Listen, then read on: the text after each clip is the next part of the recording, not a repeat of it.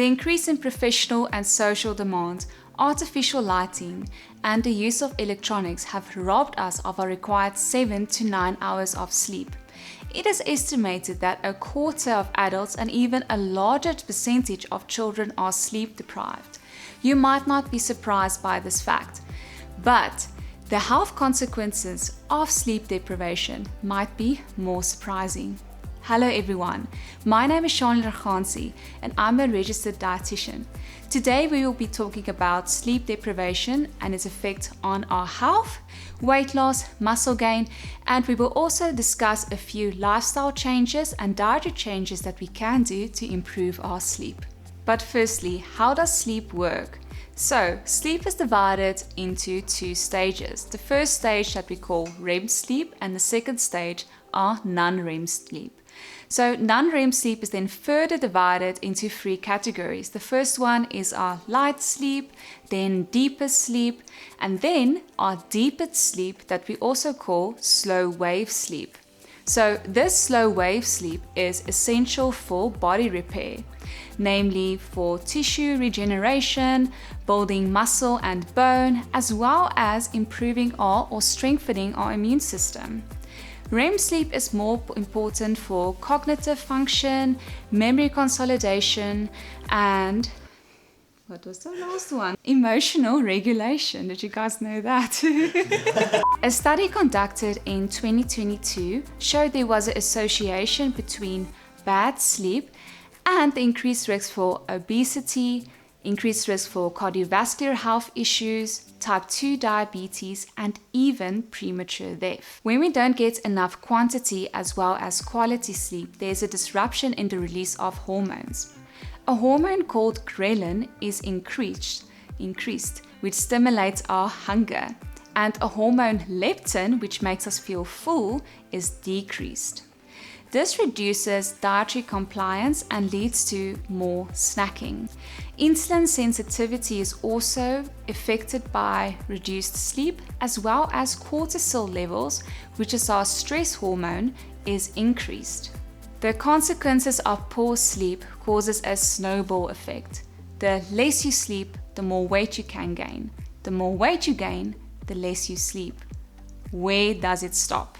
It's not only in chronic sleep deprivation that causes all these effects. Even short-term sleep, they've seen that it has an influence on our glucose metabolism, insulin sensitivity, and muscle function. With regards to muscle, just by one night of sleep deprivation, a study showed that it decreases protein synthesis by 18% and increases your cortisol hormone, which is also known to cause muscle breakdown. So, how does diet play a role in all of this? So, we know caffeine has a major effect on our sleep. Caffeine has a half-life of about 5 to 6 hours, which means the concentration of caffeine after you consume it is only halved after 5 to 6 hours. While we have caffeine circulating in our systems, we might not have an issue to fall asleep or even staying asleep, but it significantly affects our quality of sleep.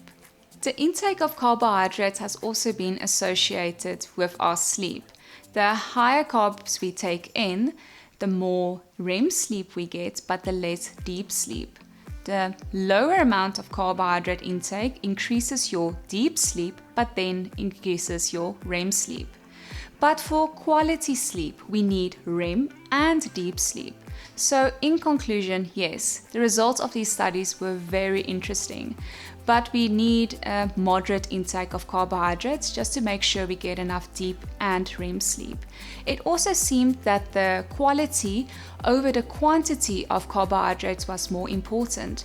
So that is why we look to take in carbohydrates that has more fiber. Examples of this will be our whole grain bread, brown rice, and for cereals maybe like all bran and oats, just to name a few. Sleeping within 1 hour after eating has also been linked to a bit of disrupted sleep. This might be to the physical discomfort you can have after eating, as well as the decrease in activity of our digestive system.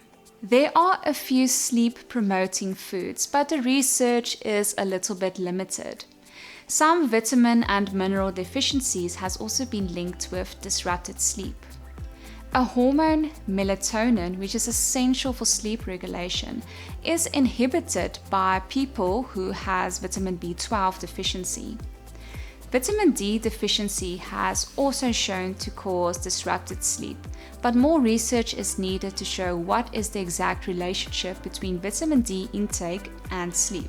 Omega-3 is linked with better sleep quality, so it will benefit you to take or increase your intake of omega-3 by having more fatty fish, walnuts, flax seeds. For more information, check out our detailed video on omega-3. Tart cherries is also known to be naturally high in melatonin, so that would of course help with our sleep.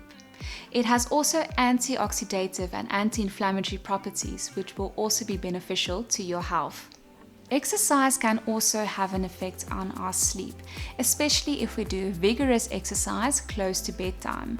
This is because when we exercise, the body releases more endorphins, adrenaline, and other hormones that makes us feel more alert and wakeful. Is wakeful a word?